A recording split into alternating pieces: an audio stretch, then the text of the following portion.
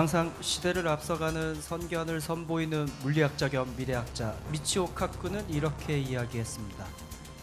물리학자는 원자들로 만들어져 있다. 물리학자는 원자들이 자기 자신을 이해하려는 시도의 산물이다. 우리 인간처럼 지적 생명체만이 생각할 수 있고 무언가를 만들어낼 수 있다고 여기기엔 더 고차원적인 의도들이 우주의 탄생부터 존재했을지도 모릅니다. 그것 또한 밝혀내기 위해 우리 과학자들이 존재하는 것이 아닐까요? 비즐라 FM Sci-Fi is Dead 나잠수입니다.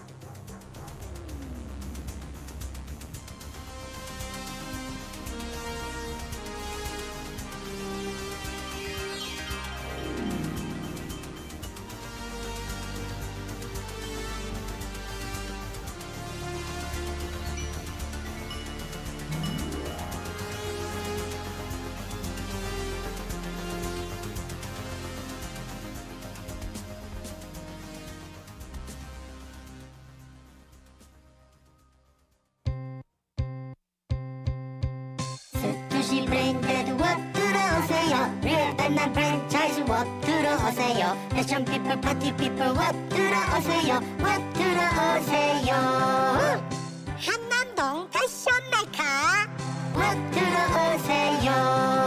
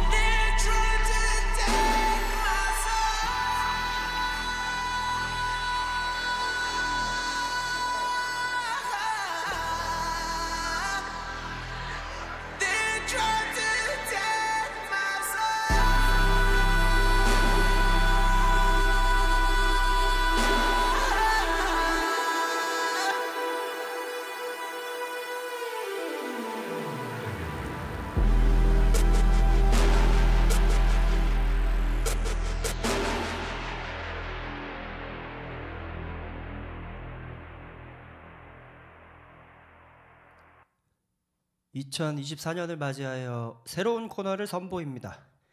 만약에 어떤 기술이 가능하다면 아주 사소한 우리 시대의 기술 발전으로 인해 야기되는 미래상을 예측해보는 시간이죠. 수많은 공상과학 소설, 영화, 게임 등이 이러한 간단한 몇 가지의 가정으로부터 복잡하게 전개되는 형태의 구조를 가지고 있습니다. 저 또한 언젠가 저만의 공상과학 세계관을 구축하기 위해서는 간단한 기술 발전으로부터 출발하는 시대의 변화를 지속적으로 더 연구해야겠죠. 넷플릭스 시대에 접어들면서 겉핥기식 클리셰 범벅의 SF가 난무하는 이 시대에 조금 더 치밀하고 튼튼하게 연결된 세계관을 보고 싶고 직접 만들어 보고 싶습니다. 오늘 가정해 볼 것은 인공지능 기술의 급격한 발전이 야기할 미래상입니다. 2020년대의 화두는 역시 생성형 인공지능 기술이죠. 처리 속도와 용량에 있어서 드디어 기계학습을 받쳐줄 수 있는 환경이 되었고, 그 중에 이미지 생성 인공지능들은 창작과 관련된 무수한 논란들을 만들어내고 있습니다. 현재는 생성된 각 이미지를 모핑으로 연결하는 영상들이 좀 나와 있는데요. 여러 가지 뮤지션들이 이미 인공지능이 생성한 이미지들로 연결된 영상으로 뮤직비디오를 만드는 등 이미 활용이 활발하게 되고 있습니다. 현재는 시간축이 없는 정지된 이미지를 뽑아내는 기술에 초점이 많이 맞추어져 있지만, 시간이 지나면 결국 자연스러운 영상도 AI가 생성해낼 수 있게 될 거라고 봅니다. 오늘 상상해 볼 것은 이 영상들조차도 생성형으로 만들어낼 수 있는 기술이 완성된 미래입니다.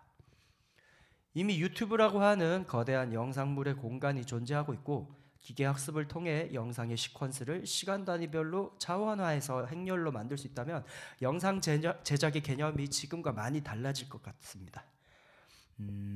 지금도 영상 푸티지를 생성해낼 수 있는 기술들은 꾸준히 소개되고 있을 정도니까 만족할 만한 퀄리티의 푸티지가 생성될 날이 얼마 남지 않았을 것으로 생각돼요. 2차원 이미지 생성만으로는 시퀀스를 일관성 있게 가져가는 것은 어렵습니다. 제 생각에는 아마도 3D 구조를 별개의 데이터로 생성해낼 수 있어야 이 각도의 변화나 어떤 우리가 영상에서 찍는 그런 진짜 같은 어떤 장면들, 이런 것들을 구현할 수 있을 것 같아요. 공간 감각이 발달한 인간이 어떤 방식으로 공간 구조를 인지하는지를 밝혀내는 것이 핵심 기술이 될 것으로 보이는데요. 일단 내러티브적으로 완벽한 3D 애니메이션을 창조해내기는 쉽지 않겠지만, 영상물에서 흔히 사용되는 편집 감각이나 미장센들은 아주 그럴싸하게 만들어낼 수 있을 것입니다. 추상적인 영상물은 지금 기술로도 충분히 가능하니까요.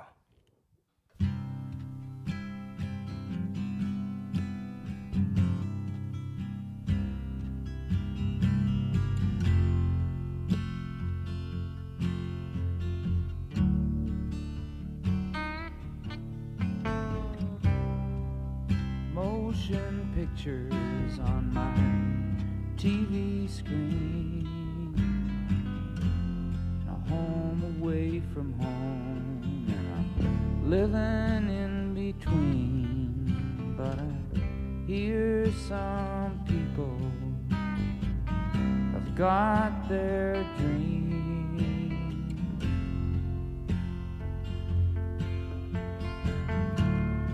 I got mine. I hear the mountains are doing fine. The morning glory is on the vine, and the dew is falling. The ducks are calling.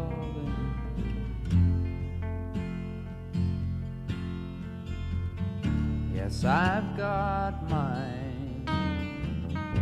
While all those people, they think they've got it made. But I wouldn't buy, sell, borrow, or trade anything I have to be like one of them. I'd rather start all over again.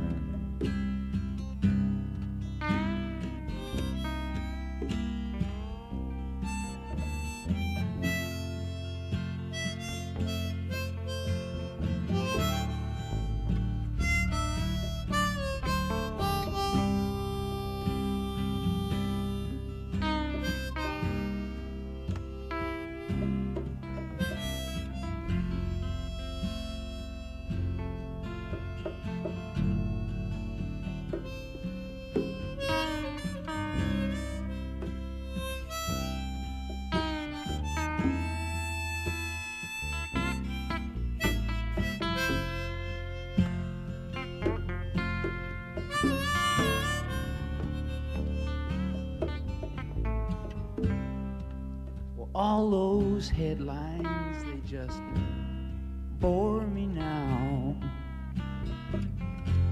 I'm deep inside myself, but I'll get out somehow. And I'll stand before you, and I'll bring a smile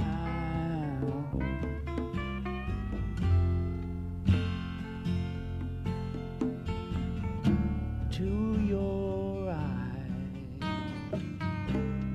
Motion pictures, motion pictures.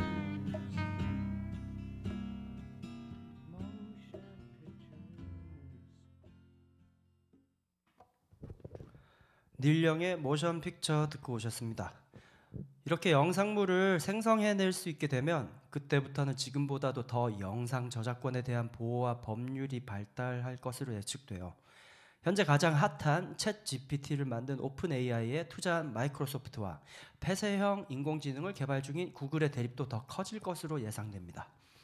일단 유튜브가 구글 플랫폼이다 보니까 이와 연관된 데이터 학습의 분쟁이 끊이지 않을 것으로 예상됩니다. 인간이 직접 세상 각지를 돌아다니며 영상 데이터를 수집하는 직업이 생겨날 것으로도 예상돼요. 그리고 그 영상 데이터의 윤리적 문제 이슈가 각 지역마다 많이 생길 것 같습니다. 그리하여 수집된 초공간 지각의 데이터들은 사람이 상상할 수 없는 영역의 이미지 공간들을 만들어낼 수 있게 될 거예요. 현실에 있지 않은 이야기들을 이미지 생성으로 만들어내는 것의 문제들이 많이 발생할 것인데 그것들이 현실인지 가공된 것인지 구분할 줄 아는 것이 중요한 능력 및 새로운 직업으로 부상할 것 같습니다. 종합해서 인공지능과 관련된 사항들이 미디어들의 지배적인 영향력을 끼치는 사회 내에서 생길 수 있는 이야기들을 좀 더 구체적인 레벨에서 상상해 볼 수 있을 것 같은데요. 비윤리적인 영상 데이터를 수집하는 지하 조직과 그 속에서 일어나는 범죄, 법망 위에서 그것들을 거래하는 기업들, 일개의 법 집행자가 인공지능과 관련된 비윤리적 기업의 행위를 고발하는 과정을 담을 수도 있을 것 같네요. 아니면 가벼운 범죄 등으로 먹고 사는 주인공이 우연히 하게 된 데이터 수집 행위 중 중대한 범죄 현장에 우연히 걸려들어 생긴 에피소드, 그리고 점점 더 커져가는 사건의 스케일, 그리고 그 속에서 윤리적인 책임을 깨닫고 성장하는 주인공의 이야기를 그릴 수도 있을 것 같습니다.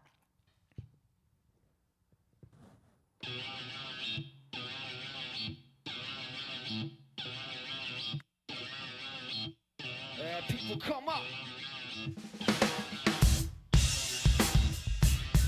Yeah. We gotta turn the bass up on this one. Check it. Since 1516, minds attacked and overseen. Now crawl amidst the ruins of this empty dream. With their borders and boots on top of us, pulling out on the floor of the toxic metropolis. But how you gonna get what you need to get? The gut eaters, blood drenched, get offensive like that. The fifth sunsets get back proclaimed.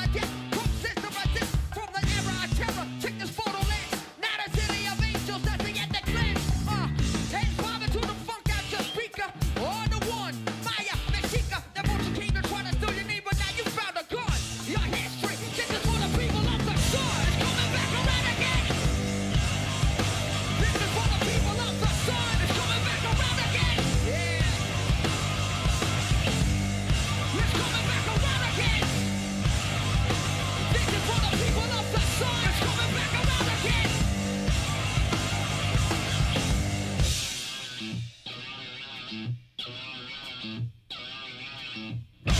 coming back around again. This is for the people of the sun. It's coming back around again. It's coming back around again. This is for the people of the sun. It's coming back around.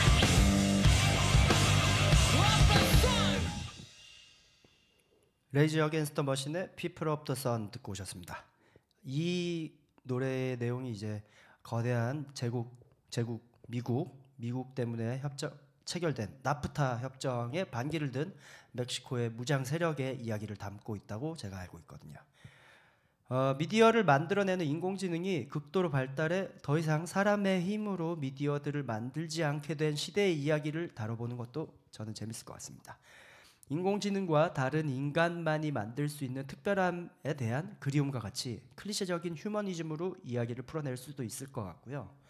인공지능을 관리하고 업데이트하는 개발자가 나쁜 의도를 가지고 인공지능이 만들어내는 미디어를 통해 인류에게 해를 끼친다는 이야기도 흥미로울 것 같네요. 그렇게 되면 자연스럽게 잘못된 알고리즘과 데이터로 오염된 인공지능을 대체할 수 있는 것들을 만들어내는 이야기까지 이어질 것이고요.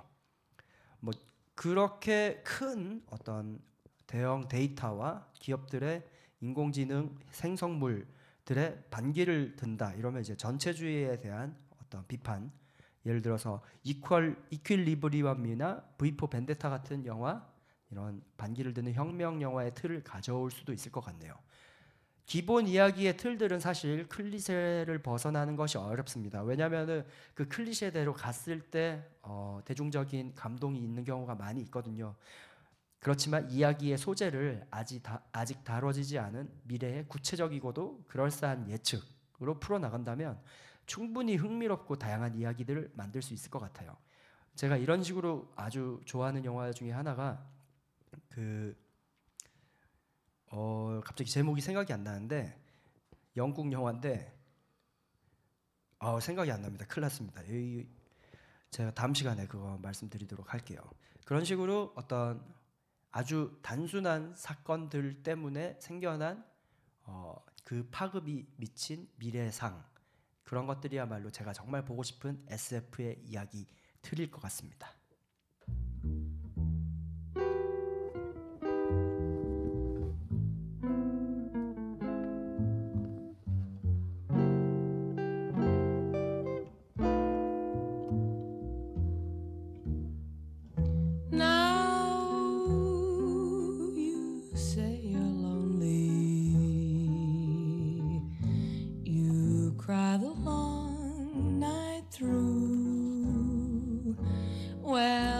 Cry me a river, cry me a river.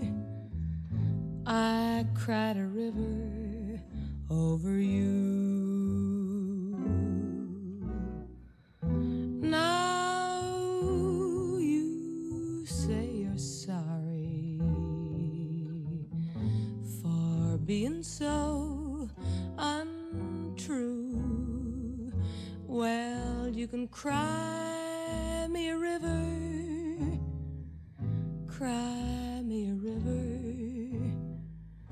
I cried a river over you. You drove me, nearly drove me out of my head, while you never shed a tear. Remember, I remember all that you said. Told me love was too plebeian.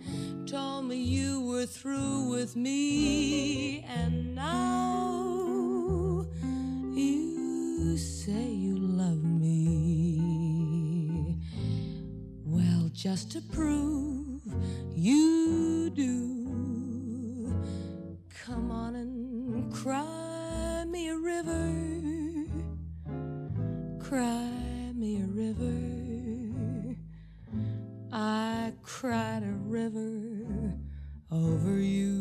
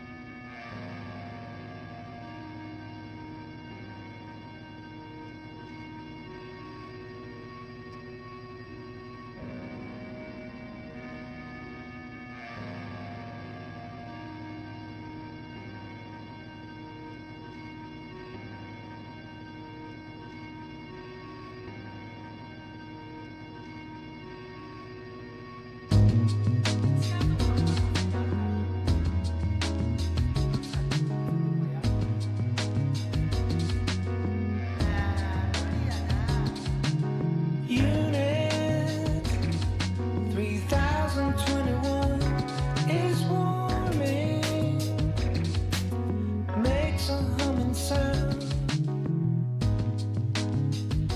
when its circuits duplicate emotion.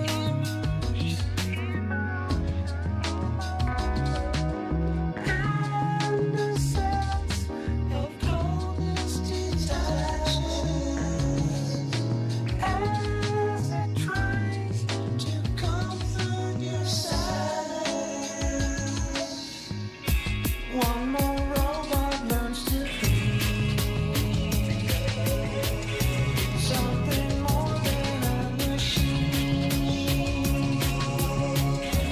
When it tries to weigh it down, makes it seem like it can love. 'Cause it's hard to say what's real when you know the way you feel. Is it wrong to think it's love when it tries to weigh it down?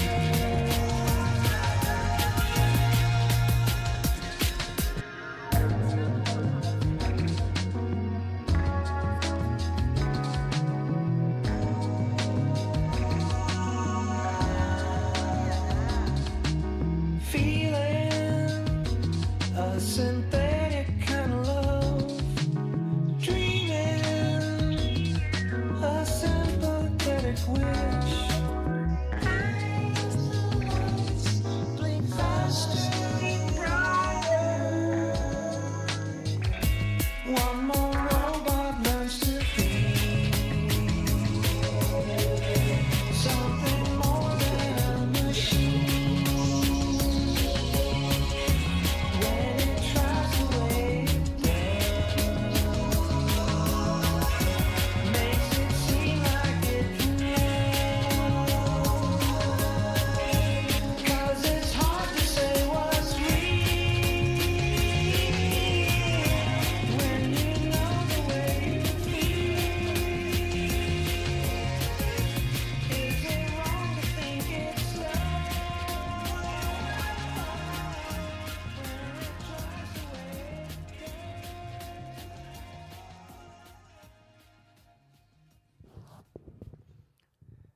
사이파이 이즈 데드 나잠수입니다. 영화 V4 벤데타 수록곡 줄리 런던의 크라이 미 어 리버와 플레밍 립스의 One More Robot 심파시 3021 듣고 오셨습니다. 공상과학 스토리처럼 시간은 계속 가고 있습니다. 2024년이 시작됐어요. 2020년부터는 매해 공상과학적인 연도의 느낌으로 가고 있다고 느껴집니다. 다행히 숫자가 올라갈수록 미래로 간다는 느낌이 많이 들어서 느낌이 나쁘진 않지만 세계 곳곳에 예측할 수 없는 나쁜 일들은 계속 일어나고 있는 것 같습니다. 더 나은 미래를 위해 우리가 다 같이 노력하면 되지 않을까요?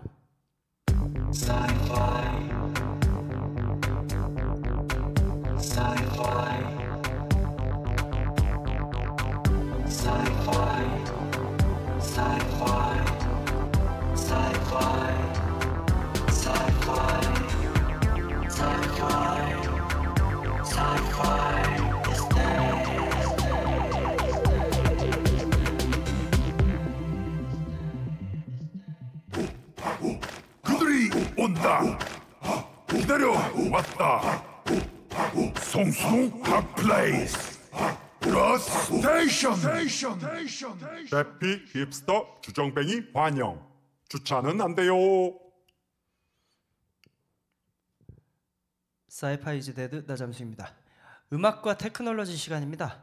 오늘은 오늘날처럼 너무 쉽게 음악을 소비할 수 있게 된 기술의 첫 출발 기록에 대한 네 번째 시간입니다. 저번 시간에 마그네틱 테이프이 만들어낸 기록 매체의 가능성을 팝 음반 프로듀싱의 무한한 영역으로 옮기게 된 기술 멀티 트랙 레코딩에 대해 오늘 알아본다고 했죠. 드디어 멀티트랙 레코딩 에라로 접어들게 됐습니다.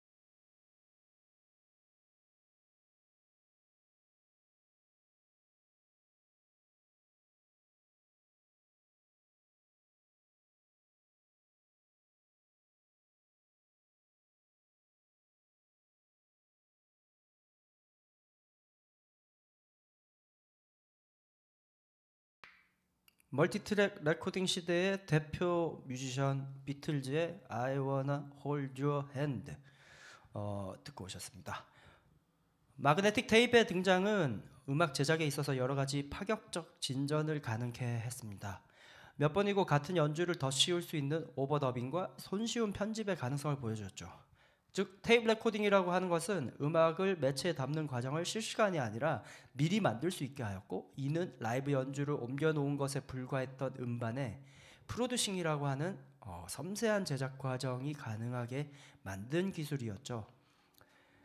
수많은 음악적, 음향적 아이디어들을 실현시킬 수 있는 새로운 환경이 조성되자 각종 기술들이 테이프 레코딩을 통해 실현됐습니다. 그 중에서 처음으로 실현된 테이프 레코딩의 응용 기술은 사실 스테레오포닉 기술인데요. 인간은 귀가 두 개라 각 귀로 들어오는 소리들의 시간차와 확산 정도를 통해 이 자기가 듣고 있는 공간의 형태와 크기, 거리 등을 감각으로 유추할 수 있습니다. 스테레오포닉이라는 개념은 기록 매체가 활성화가 되기 전부터 이미 연구되고 있었죠. 전화 기술이 발명되자마자 선구자들은 이미 오케스트라의 스테레오 지음을 통해, 그러니까 지음이라는 건 레코딩을 통해 멀리 떨어진 곳에 입체적으로 만들어진 음향 사운드를 보내는 기술들을 선보였었습니다. 그리고 순수한 음악으로서 매체에 활용되기 전 이미 영화, 필름, 옵티컬 레코딩을 통해 스테레오 사운드 및 멀티트랙 레코딩은 실용화되기 시작했죠.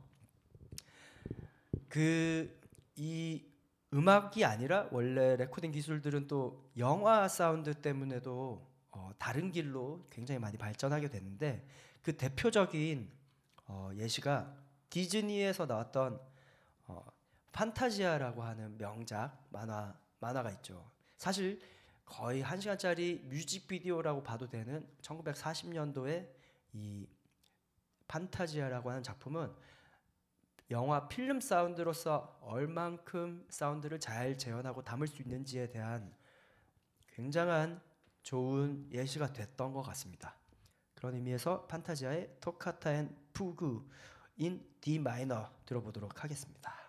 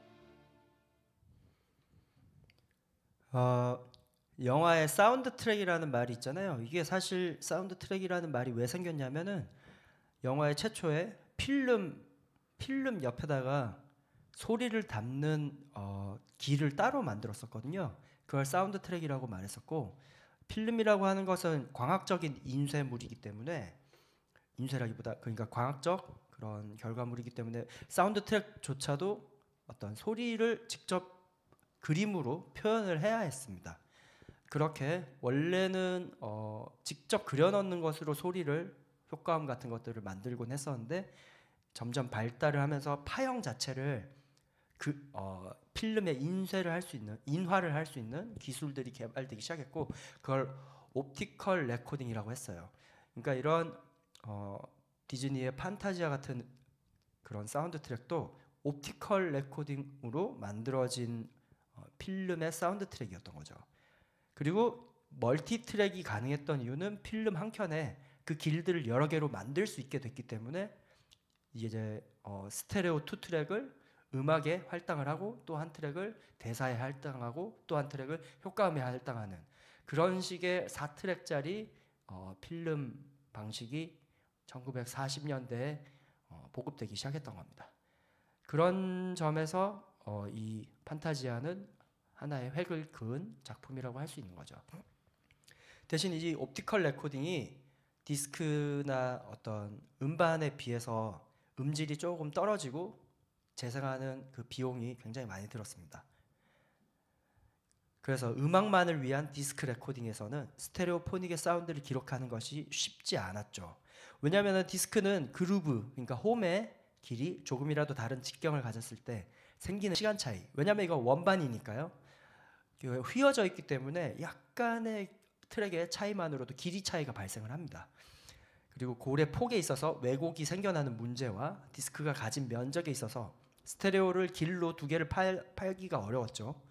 면적이 한계가 있기 때문에 만약에 길을 두 개로 팔게 되면 재생 시간 자체가 절반 이하로 떨어지게 되는 그런 문제가 있었는데, 그때 개발된 기술이 레이터럴과 버티컬로 나눠서 한 번에 고를 파는 기술입니다.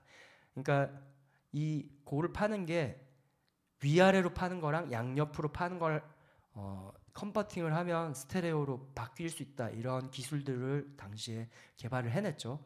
블룸레인이라고 하는 선구자, 스테레오포닉 사운드의 선구자가 이 기술의 전초를 마련했다고 해도 과언이 아닙니다. 어쨌든 이런 방식으로 통해서 처음으로 스테레오 사운드를 디스크 내에서 구현할 수 있게 됐습니다. 근데 이 방식은 특수한 커팅 머신을 전제 조건으로 하기 때문에 항상 쉽게 레코딩을 할 수 있는 방법이 아니었죠.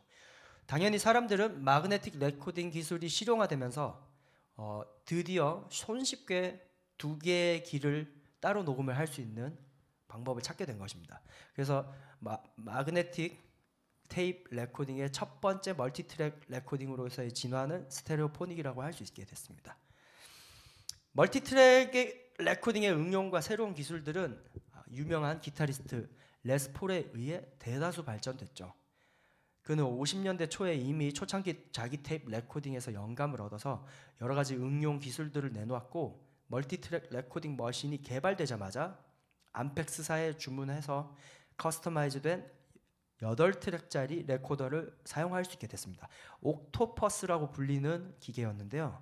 그때 당시 아내였던 메리포드와 같이 만들었던 음반에 최초로 각 파츠를 따로따로 레코딩할 수 있게 된 그런 음반을 만들 수 있었습니다. 게다가 한 번에 각기 마이크로폰으로 동시 녹음한 게 아닌 동기화되지 않은 다른 시간대의 새로운 악기들을 추가 녹음하는 방식까지 시도하게 됐죠. 메리포드의 음악 들어보겠습니다.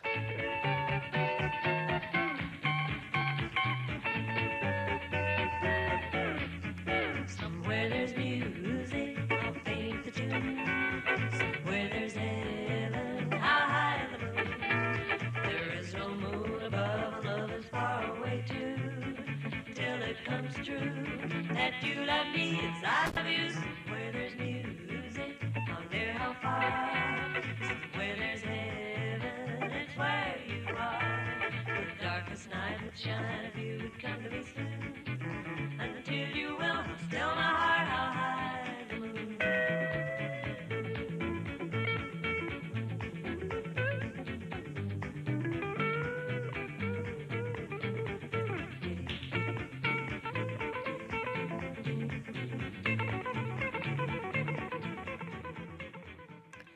레스폴의 이런 실험에 힘입어 암펙스는 3트랙짜리 멀티트랙 레코더를 출시합니다. 3트랙으로 레코딩하는 것이 대중음악에 있어서 얼마나 유용한지는 금방 증명됐죠.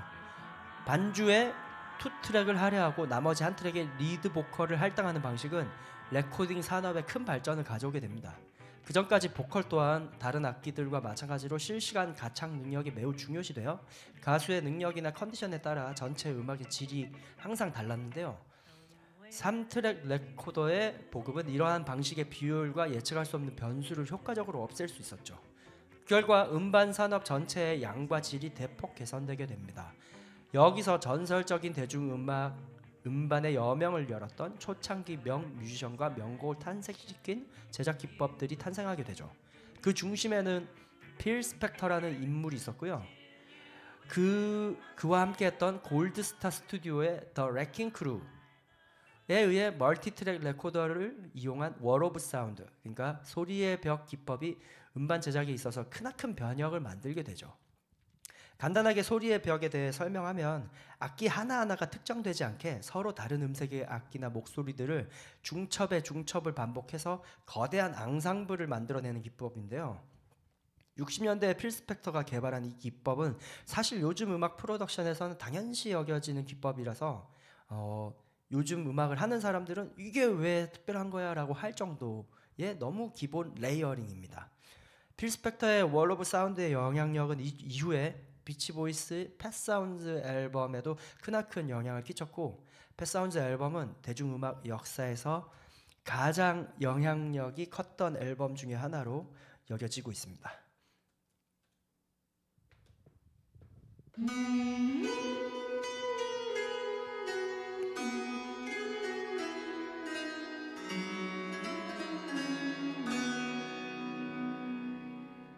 I know perfectly well I'm not where I should be. I've been very aware you've been patient with me. Every time we break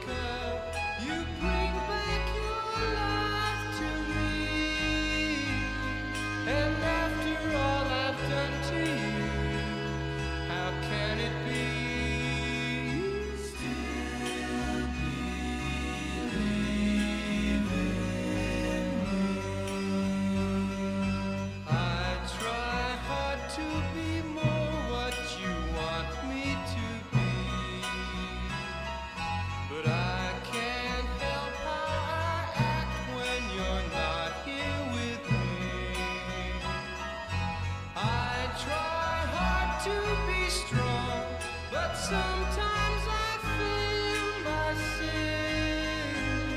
And after all I promised you so faithfully, you still believe in me. I wanna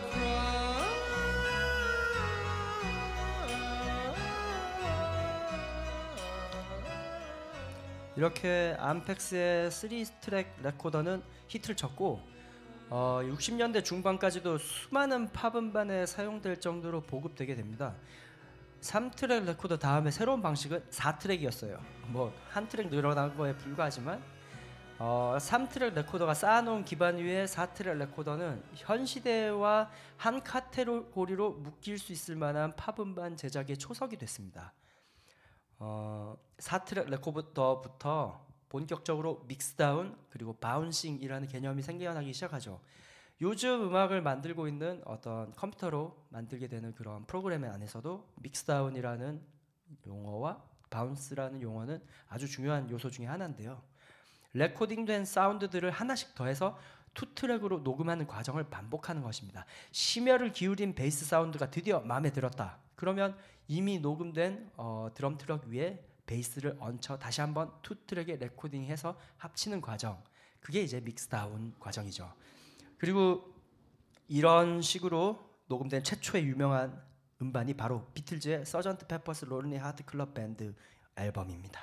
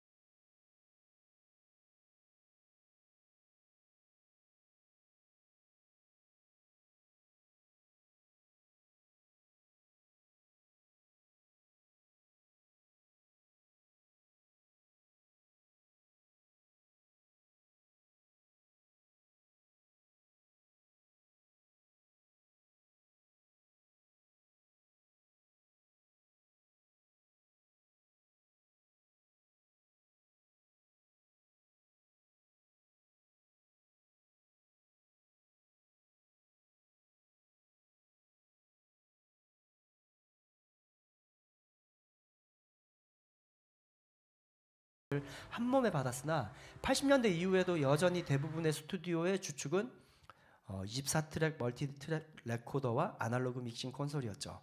컴퓨터의 용량이 비약적으로 향상된 현재에는 24트랙 테이프 레코더를 사용하는 현장은 거의 없어졌으나 여전히 수많은 프로듀서와 엔지니어들이 아직도 그 시절 아날로그 테이프 사운드를 잊지 못해 고가에 거래되는 등 그 매니악한 수요는 여전히 계속되고 있습니다.